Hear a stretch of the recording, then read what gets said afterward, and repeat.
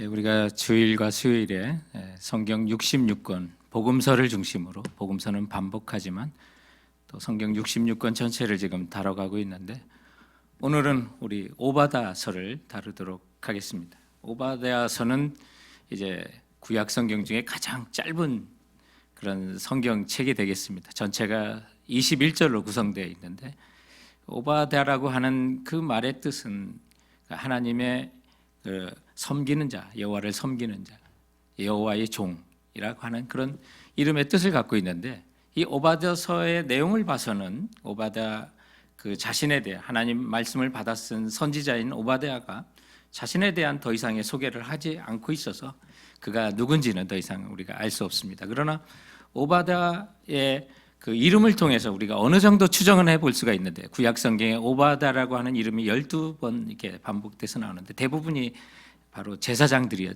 이름이었습니다. 그렇기 때문에 이 오바댜는 그 12지파 중에 레위의 지파에 속한 그런 사람일 것으로 추정하고 있습니다.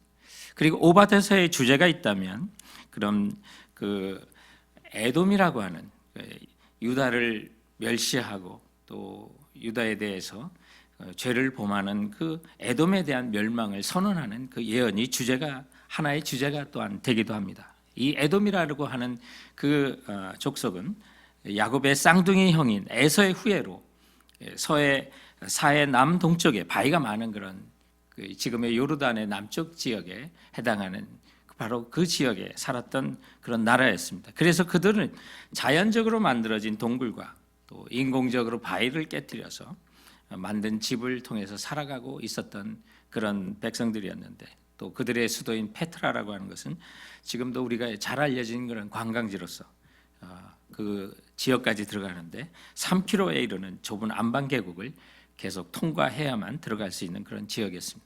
그리고 오늘 본문의 9절에 보면 드만이라고 하는 그런 지명이 나오는데, 이 드만이라고 하는 것은 이 페트라의 남쪽 한 4.8km 떨어진 지금의 타월란이라고 하는 곳으로 추정되는데, 그래서 이 지역이 다 동굴의 요새들, 안반의 요새들을 갖춘 그런 곳이라고 생각하면 됩니다. 그러니 그 어떤 세력도 에돔을 침공하거나 또 대적한다는 것은 굉장히 불가능해 보이는 그런 힘을 갖고 있었던 곳입니다. 더군다나 우리가 에돔이라고 하는 에돔의 조상인 에서의 모습을 우리가 성경에서 볼 수 있듯이, 그의 쌍둥이 동생인 야곱은 좀 여성적인 또 좀 정적인 어떤 모습을 보인다면, 그 형인 에서는 굉장히 동적이고 움직이는 듯한 인상을 많이 주면서 사냥을 하거나 또 싸움을 잘하는 그런 조상을 갖고 있다 보니까, 그러기에 이 에돔 족속은 굉장히 군사적으로도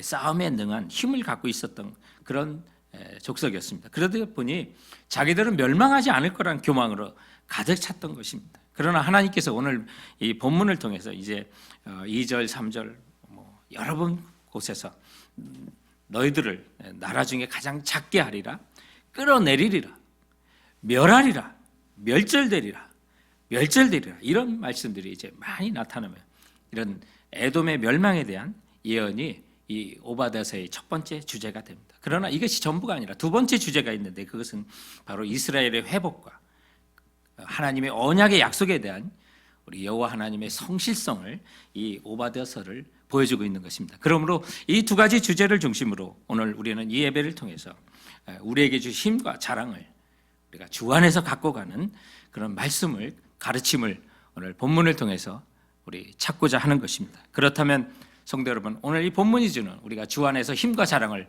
갖고 가시길 원하시는 주님이 주시는 첫 번째 진리의 교훈이 있다면, 그것은 우리가 부풀려질까 조심하라고 하는 것입니다. 우리가 조금이라도 자랑하고 싶은 것, 또 힘이 있다면 우리 사람들의 마음이 그것을 자꾸 부풀리려고 하는 그런 성향이 있습니다.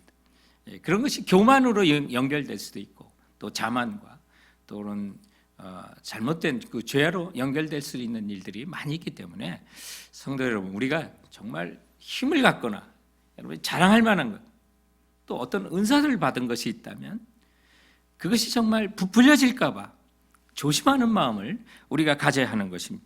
오늘 본문에 보면 이 에돔이라고 하는 그 나라도 서론에 설명드린 것처럼 천연적인 자연 요새를 가지고 있다 보니까 자신들은 멸망하지 않으리라고 하는 그 교만으로 가득 차서 스스로 그것을 부풀려서 자신들을 멸망하지 않을 것이라고 하는 착각에 빠졌던 것입니다.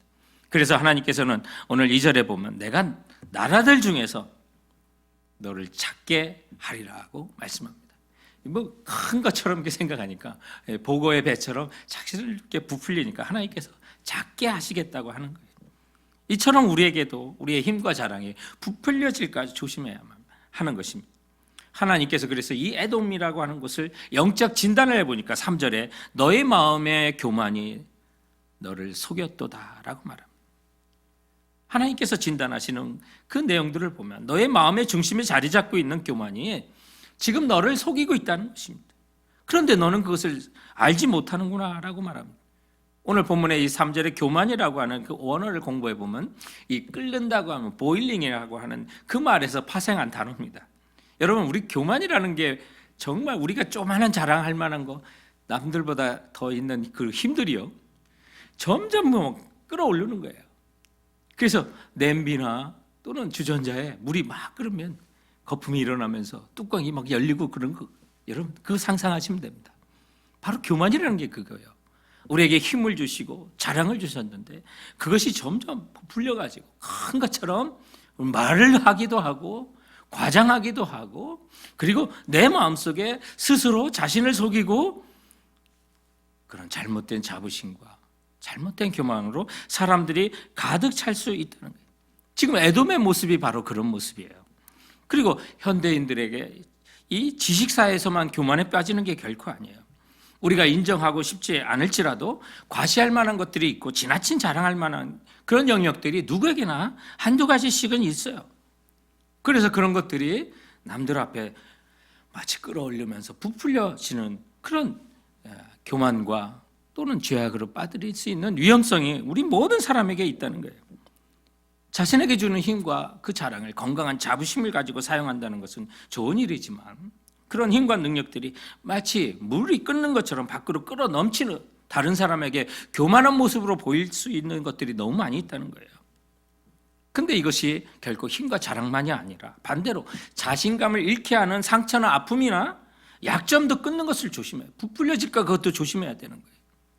주께서 우리에게 영적인 성숙을 위해 주셨던 수많은 상처들이 있을 거예요. 아픔들이 있을 거예요. 그런데 그것이 너무 부정적으로 부풀려 끌어올릴 수도 있는 거예요. 이 모든 것들을 우리가 오늘 본문을 통해서 조심해야 한다는 거예요. 그래서 하나님께서 우리에게 주신 힘과 능력과 재능, 은사들을 하나님의 은혜의 눈길을 통해서 바라본다면 그것은 우리의 인생에서 엄청난 도움이 되고 유익이 될 것이에요. 하지만 우리가 자신을 뽐내고자 하는 인간의 간악한 눈으로 그것을 바라본다면 쉽게 우리는 교만에 빠질 수 있고 현재 내가 가지고 있는 내 자신의 모습보다 부풀려서 스스로 자신을 속이는 일이 오늘 에돔 족속과 같이 우리에게도 발생할 수 있다는 것을 봐야 한다는 거예요. 지금껏 살아오면서 우리 모두에게는 뭔가 다른 사람보다 조금이라도 내세울 만한 것이 뭔가 있을 거예요. 그것이 외모일 수도 있고요, 키일 수도 있어요. 여러분, 저처럼 키가 자부심이 될 수도 있어요. 교만이 될 수도 있어요. 여러분 깜짝 놀라실 거예요. 아니, 목사님처럼 한국 사람 중에는 작은 키처럼 느껴지는 그 키가 왜 이렇게 제가 경험했어요, 실제로요. 그런데 어디서요? 페루 갔어요. 동남아시아 갔어요. 그리고 인도도 선교하러 가봤더니요, 저보다 큰 사람이 별로 없더라고요. 그러다 보니까 키에 대한 자부심까지도 생기더라고요. 무슨 말씀인지 아시죠? 내가 약점같이 생각했지만 다른 사람에 비교해 볼 때 조금이라도 더 큰 것처럼 보이고 많은 것처럼 보이고, 그러다 보니까 이것도 교만해질 수 있다는 사실을 말씀을 묵상해 보니까 제가요 키가 지고도 교만해질 수 있다는 사실을 깨닫고 보니까 우리 모두에게도 정말 스스로 자신을 속이고 교만해질 수 있다는 이 말씀이 맞는 말씀이라는 진리라는 사실을 깨닫게 되는 거예요. 그것뿐만 아니요, 다른 사람에게 정말 다른 사람보다 반듯하게 살아왔다는 어떤 도덕적인 자부심도 이거 교만의 요소가 될 수도 있고, 마찬가지로 신앙적인 것도 그렇습니다. 남들보다 더 열심히 기도했다고, 남들보다 더 많이 헌금했다고, 남들보다 더 성경 많이 읽었다고, 그것을 스스로 부풀려 생각한다면 여러분, 그게 오늘 에돔의 죄가 되는 거고, 오늘 우리에게도 동일한 하나님 앞에 죄를 범할 수 있다는 거예요. 그러므로 부풀릴까 조심하고, 자기 자신을 정직하게 성찰할 수 있는, 너 자신을 정말 잘 깨달으라고 하는 그 소크라테스의 그 말, 생각, 여러분 그걸 한번 생각해 보세요. 요즘 한국에서 여러 가지 신문을 보니까 테스형이라고 하는 노래 가사, 노래가 있다고 그래요. 제가 한국의 상황도 잘 모르고 또 한국의 유행가도 잘 모르는데 그게 테스형이라는 말들이 너무 많다 보니까 이거 누구 이름인가 했더니 소크라테스 형을 가르쳐서 나훈아라고 하는 가수가 불렀대요. 그런데 이게 얼마나 인기 있는지 제가 이제는 BTS라고 하는 세계적인 유명한 한국의 그 그룹은 알거든요. 그런데 지난 23일에 한국경제신문에 보니까 나훈아의 이 테스형이라고 하는 노래가 BTS를 넘어가지고 유튜브 한국 인기 뮤직비디오 1위를 차지했다고 그래요. 그래서 뮤직비디오가요 22일 기준으로 조회수가 721만회 분이 넘었다고 그래요. 그럼 BTS를 뛰어넘는 한국의 유명한 지금 가수가 나훈아라고 그래요. 이분이 제가 한 3, 40년 전에 알았던 그런 가수인데 지금은요 중장년층뿐만 아니라 20대, 30대 이 젊은이들조차도 관심을 갖고 있으면서 나훈아 신드롬을 이어가고 있다는데, 그래서 한번 찾아봤어요. 이게 테스형이 뭔가. 나훈아가 소크라테스를 가르쳐서 테스형이라고 불렀는데 돌아가신 아버지를 기억하면서 또 쓴 그런 가사더라고요. 근데 그 가사 내용에 보면 테스형 세상에 왜 이렇게 힘들어? 테스형, 소크라테스 형, 사랑은 또 왜 이래? 너 자신을 알라고 툭 내뱉어 놓고 간 말을 내가 어찌 알겠소?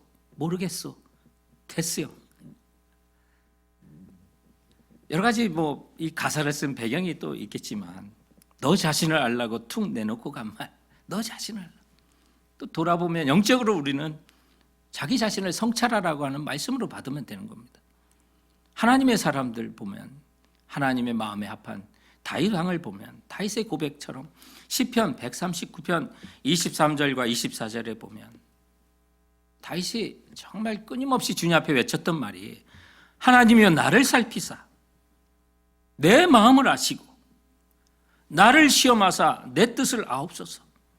내게 무슨 악한 행위가 있나 보시고 나를 영원한 길로 인도하소서. 성도 여러분, 이처럼 주께서 우리에게 주신 힘과 능력과 재능과 은사들이 하나님께서 나를 살피사 나를 시험하사 내 뜻을 아시사 그 모든 것들이 악한 행위로 연결되지 않도록 주여 나를 살펴주옵소서. 자신을 성찰하고 조금이라도 그 힘과 자랑이 부풀려지지 않도록 조심하는 우리 성도들 되시길 주님의 이름으로 축원드립니다. 오늘 오바데서를 통해서 주시는 주 안의 힘과 자랑을 갖고 가는 진리의 두 번째 교훈이 있다면 그것은 겸손으로 영향력이 되게 사용하라는 것입니다. 누구에게나 주신 그 힘과 자랑이 여러분 그것이 겸손한데 또 그것이 사용된다면 주변 사람들이나 이웃들에게 영향력을 줄 수 있게 되는 것입니다. 그래서 힘도 자랑도 스스로 겸손해지고 낮아지면 그게 큰 영향력이 돼요. 끌려가면서 내려가면 망신이지만 여러분 하나님이 주신 힘과 자랑과 그 권세와 지위도요 스스로 낮아지면 그게 영향력이 됩니다. 오늘 본문에 보면 마음의 교만에 속고 있는 이 에돔 족속을 하나님께 스스로 끌어내리겠다고 말씀하신 그런 힘과 능력이 스스로 겸손하는 데 사용한다면 하나님께 영광이 되지만 그렇지 못하니 하나님께서 그를 끌어내신다고.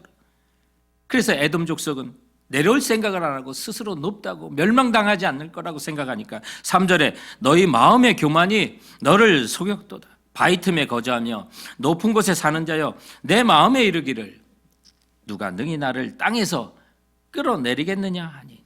여러분 이 에돔은 천연 요새를 갖추고 있을 뿐만 아니라 지리적으로도 매우 좋은 위치에 있어가지고 경제적으로 부유했습니다. 지금 우리가 흔히 하는 왕의 대로라고 하는 그 무역로가 있었어요. 그리고 이스라엘 백성들이 이집트에서 약속의 땅 가나안으로 모세의 인도에 따라 갈 때 이 에돔 족속의 땅을 지나가려다가 거절당했던 거 여러분 잘 아시죠? 그만큼 그 위치가 좋았습니다. 중개 무역을 하기에도 좋았어요. 그러다 보니까 군사적인 힘뿐만 아니라 돈도 많았어요. 그런 교만들이 에돔 족속에 자기들을 높은 곳에 거주하고 마음까지도 높아져 가지고요. 누가 능히 나를 땅에 끌어내리겠느냐고 하는 그런 마음의 교만까지 이어졌던 거예요. 그래서 하나님께서 4절에 보면 내가 독수리처럼 높이 오르며 별 사이에 깃들일지라도 내가 거기서 너를 끌어내리리라. 여러분, 교만해서 스스로 독수리처럼 높이 올라간다 하더라도, 심지어 밤하늘의 별들이 운행하는 그 높은 자리까지 올라갔다 하더라도 하나님께서 하나님의 정의는 그걸 허락하지 않는다는 거예요. 교만하면 반드시 그를 끌어내리겠다는 거예요. 스스로 교만하여 속이면 파멸이라고 하는 무서운 결과가 있을 거라고 하는 말씀이에요. 그러면서 나오는 6절부터 9절 말씀이 하나님께서 그렇게 에돔을 심판하시겠다는 거예요. 그렇게 있는 사람이, 그렇게 높은 사람이 그의 형제인 유다 족속을 이스라엘이 멸망하는데, 사람들이 포도를 따고 밭에 소출을 해도 어느 정도 남기는 건데 그 남기지도 않고 다 쓸어 담고, 그래서 그들의 교만을 하나님께서 심판하시겠다는 거예요. 우리는 세상적으로 보면 오늘 이 본문 말씀을 보면서 이런 질문을 할 수가 있어요. 아니, 자랑거리가 있고 힘이 있는데 어떻게 과시하지 않을 수 있어요? 얼마든지 이런 질문을 할 수 있잖아요. 그러나 성도들이 날마다 우리가 정말 주기도문으로 하나님께 기도하는 것 중에 뭐가 있어요? 하나님의 뜻이 하늘에서 이루어진 것 같이 이 땅에서도 이루어지이다, 이런 기도하잖아요. 우리 주님의 백성들은 하나님 나라를 살아가는 거예요. 현대 교회의 성도들의 가장 큰 문제점과 심각한 것은 교회도 있고 예배도 있고 성도도 있는데 하나님 나라가 없다는 지적을 많이 하잖아요. 예수 믿는 성도들은 하나님 나라로 이 땅을 살아야 되는데 그런 신앙생활이 종교적인 의와 자기 자랑만 쌓으면요, 그럼 바리새인과 같은 삶이 되고 싶고요, 세상 사람처럼 어떤 조그만 힘과 자랑이 있으면 교만해서 의시하고 의시되고 과시하기가 너무 쉬운 거예요. 그러므로 우리 하나님의 백성들은 하나님의 뜻이 하늘에서 이루어진 것처럼 이 땅 가운데 살아가면서도 우리가 하나님의 뜻을 이루며 살아가는 하나님 나라 백성으로 살게 하여 주옵소서. 우리가 기도하는 것처럼 그런 삶을 살지 않으면 세상 사람처럼 우리 똑같이 살 수 있다는 거예요. 여러분, 그리고 하나님 나라의 핵심은 예수 그리스도예요. 그분이 계시면 하나님 나라가 이루어지는 거예요. 주님과 함께 살아가면 하나님 나라가 이루어지는 거예요. 그러므로 우리는요, 예수님처럼 살아가면 하나님 나라 이룬다는 것을 생각하시기 바랍니다. 그런데 그 예수님이 어떠셨어요? 하나님과 동등됨을 허락하지 않냐고 육체를 입어 우리와 똑같은 모습으로 내려오신 거예요. 여러분, 그 겸손이요, 우리가 본받아야 할 겸손이에요. 하늘로부터 이 땅까지 내려왔어요. 스스로 낮추신 거예요. 누가 끌어내린 것도 아니에요. 우리 주 예수 그리스도 하나님이세요. 끌어내릴 권세도 없어요. 이 세상에, 온 우주에 주님을 하늘에서 이 땅 가운데 끌어내릴 권세가 더 이상 없어요. 그런데 스스로 우리와 같이 인간이 되어 이 땅에 오신 거예요. 그러므로 하나님 나라 백성들은, 예수 믿는 성도들은 우리들의 모델과 본받아야 할 대상은 바로 하늘 보좌를 버리시고 이 땅에 오신 예수 그리스도시에요. 낮아지는 만큼 힘이 되는 거예요. 댐도요, 물이 높이가 높으면 높을수록 힘이 되는 것처럼, 그 물이 떨어지는 그 높이가 크면 클수록 힘이 되는 것처럼 예수 그리스도께서는 하늘의 보좌에서 이 땅까지 내려오셨기 때문에 온 세상 모든 인류를 다 구원할 힘이 되시는 거예요. 그런 능력이 되시는 거예요. 그러므로 성도 여러분, 우리들이 갖고 있는 힘과 자랑거리가 있다면 그것으로 낮아지는데, 내려가는데 사용하시면 그것이 겸손한 가운데 세상을 향한 영향력이 되는 거예요. 그렇지 못하고 끌려서 내려오면 망신이지만 스스로 겸손하여 내려올 수 있다면 그것이 세상에 우리가 하나님 백성이고 예수 그리스도를 알릴 수 있는 영향력이 될 수 있는 것입니다. 이번 한 주간 주님의 말씀 묵상하는 건데 마태복음 11장 6절 그 말씀이 저희가 가슴속에 가장 많이 와닿았던 말씀이에요. 누구든지 나로 말미암아 실족하지 아니하는 자는 복이 있도다. 여러분 기억하세요. 우리 믿는 신앙은요 기복신앙이 아니에요. 예수님처럼 살면서도 실족하지 않으면, 예수님처럼 본받아 살면서도 예수님으로 말미암아 누구든지 실족하지 아니하는 자는 복이 있다고 하셨어요. 그게 진짜 복이에요. 예수님처럼 내가 포기하고 낮아지고 살았는데도 실족하지 않으면, 성도 여러분, 이게 진짜 복인 것입니다. 그러므로 주께서 여러분에게 주신 힘과 자랑거리가 있을 때 겸손하여 내려오실 수 있는 그런 모습이 있다면, 세상에 우리 주 예수 그리스도, 나의 주인이 우리 주 예수 그리스도이신 것을 우리는 알리는 영향력이 된다는 사실을 기억하시고 말씀대로 살아가는 우리 성도들 되시길 주님의 이름으로 축원드립니다. 오늘 오와대서 주는 마지막 세 번째 말씀 가운데 주 안에 우리에게 주신 힘과 자랑을 갖고 갈 그 세 번째 교훈이 있다면, 그런 힘과 자랑은 주께서 우리에게 주신 소명이 되어 살도록 하신 그 힘과 자랑이라는 사실을 기억하셔야만 하는 것입니다. 주께서 우리에게 힘과 자랑을 주시고 또 넘치는 것이 있다면, 여러분, 하나님 나라를 위한 그 소명이라는 사실을 기억해야 되는데, 그걸 모르면 성도들이 교만하게 행동하게 되는 거예요. 에돔이 바로 그런 거예요. 여러분, 교회를 다니면서 복 받는다는 그 생각을 갖고 있다. 이것이 영적인 복으로 생각하면 맞는데, 세상적인 물리적인 복만 생각한다면 여러분 가장 취약한 영성을 가지고 있는 거예요.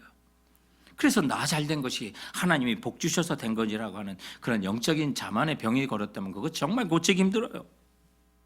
그런데 언제부터인지 교인들이 복 받고 이 교회라고 하는 것이 위로받는 곳이라는 것만 생각하고 정말 예수님 때문에 실족하지 않으려고, 그것이 진짜 복 있다는 생각을 우리가 놓치고 살면요 영적인 자만에 빠질 수가 있게 되는 거예요.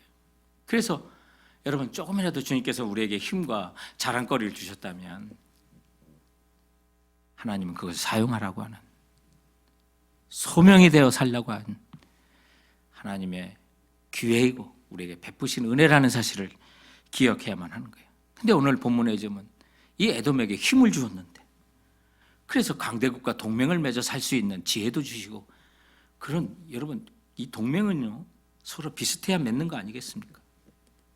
G7이라든지 G12라든지 이거 좀 비슷하게 좀 영향력을 갖는 나라끼리 이렇게 뭉치잖아요. 아세안 연합이라든지 그것처럼 당시에 이 에돔이요 바벨론하고도 동맹 맺었어요.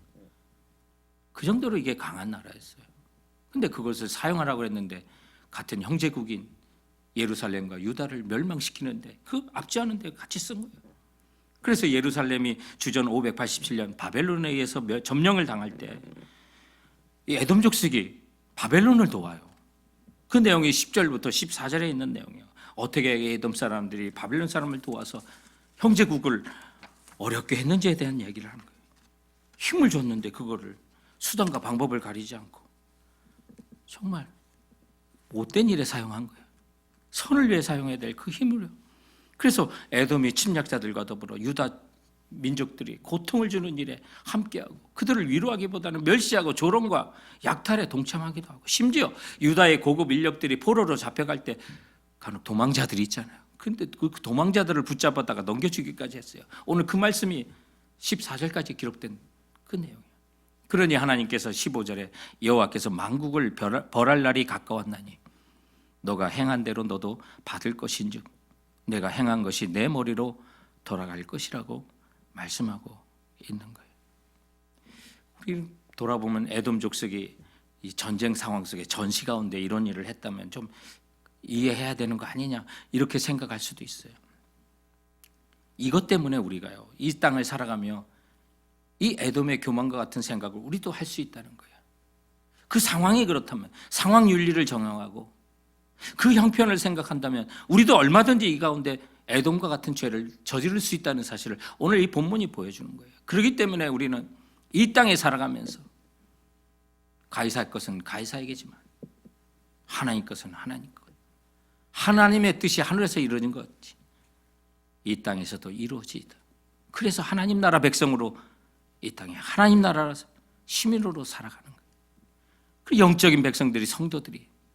그러므로 나라 잃은 것보다 더 비극은요, 하나님 나라를 잃은 하나님 백성이 가장 비극이 되는 거예요. 그 하나님 나라를 잃어버리고 살아간다면 우리는 지금 상황이 이러니까 수단과 방법을 가리지 않고 우리 형제들이 어려움 당하더라도 나나 잘 살아야 된다, 그런 생각을 얼마든지 가질 수 있는 거예요. 만약에 그렇다면 그 사람이 잘 될까요? 아니에요. 왜? 공의 하나님이 계시기 때문에 그래요.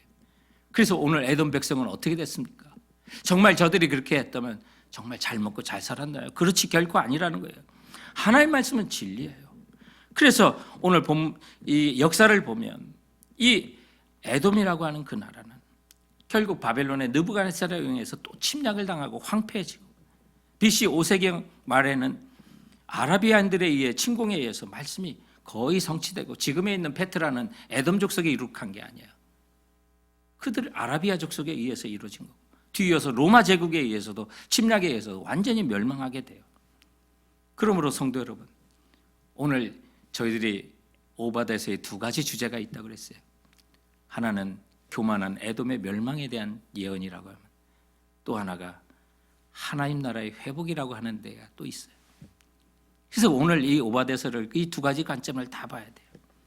그래서 이 에돔에 대한 멸망이 그대로 이루어진 걸 보면서 우리가 무엇을 깨달아야 되냐면, 하나님은 반드시 진리대로 행하신다는 거예요. 하나님이 멸망케 하겠다면 멸망당하는 거고, 하나님이 회복하신다면 그 나라는 회복된다는 것을 믿어야 하는 거예요.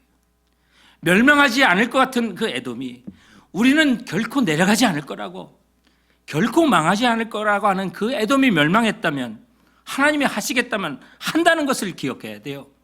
하나님 멸망시키겠다면 멸망시키는 거예요. 그런데 회복하지 못할 것 같다는 그 나라가 하나님이 회복하겠다면 그 나라가 회복하는 거예요. 그런데 주님께서 마지막에 회복할 나라가 뭐예요? 하나님 나라예요. 온 땅 모든 백성이 예수 이름 앞에 무릎 꿇고 돌아올 그 하나님 나라가 이루어질 거라고 했다면 그 나라는 반드시 이루어진다는 사실을 기억해야 돼요. 망할 것 같지 않은 나라가 망하고 회복되지 않은 나라가 회복된다고 하시면 주님은 회복된다는 거예요. 그래서 마지막에 모든 나라가 여호와께 속할 것이다. 하나님 나라가 이루어질 것이다. 그래서 오바댜서의 마지막 구절은 21절에 보면 구원받은 자들이 시온산에 올라가서 에서의 산을 심판하리니 나라가 여호와께 속하리라.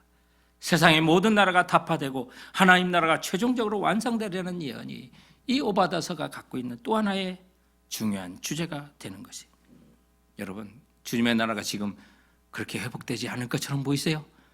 주님은 하시겠다고 하셨기 때문에 반드시 이루어진다는 거예요. 그러므로 오바댜서의 말씀은 에돔의 멸망으로만 끝나는 것이 아니라는 사실을 기억해요. 에돔의 멸망에 대한 이 선언의 주제는 또한 이스라엘의 회복과 하나님의 언약의 약속에 대한 여호와 하나님의 신실하신 가운데 이루신다는 그런 주제를 담고 있는 거예요. 그래서 본문 18절에 보면 야곱의 족속은 불이 될 것이며 요셉의 족속은 불꽃이 될 것이며 에서의 족속은 지푸라기가 될 것이라. 그들이 그들 위에 붙어서 그들을 살을 것인즉 에서 족속에 남은 자가 없으리니 여호와의 말씀이니라. 여러분, 이 에돔에 대한 심판은 이스라엘의 회복과 함께 완전히 이루어질 것을 말하는 거예요. 그래서 야곱의 족속은 불이에요. 요셉의 족속은 불꽃이에요. 그런데 에서의 족속은 지푸라기예요. 불에 타서 없어질 거예요. 그런데 불꽃 계속 타오르는 것을 얘기하고 있는 거예요. 영원히 진멸되지 아니라는 뜻인데요. 그렇다면 역사상에 이런 일이 일어났는가? 예, 세상의 역사 속에 이런 완전한 회복은 일어나지 않았어요. 그렇다면 이 예언은 뭐냐? 그리스도로 말미암아 창조된 교회를 통해서 그 구원이 온 세상 가운데 완벽하게 이루어질 영적인 회복으로 이 말씀을 봐야 하는 거예요.